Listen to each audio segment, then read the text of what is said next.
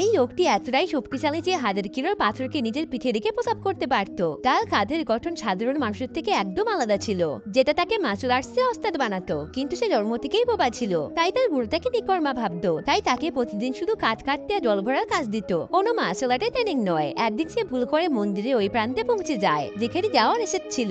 ওখানে তো সাক্ষাৎ একটা বুড়ো বয়দের সাথে হয়। সে লুকিয়ে ওই বুড়ো লোকটিকে প্রতিদিন রুটি আর ভাতের মদ দেওয়া শুরু করে। এর বদলে এই বুড়ো লোকটি তাকে প্রাণঘাতী মার্শাল আর্ট শেখাতে লাগে, প্রতিবার সোজা প্রাণঘাতী, প্রতিটা মুখে হিংসা ভরেছিল।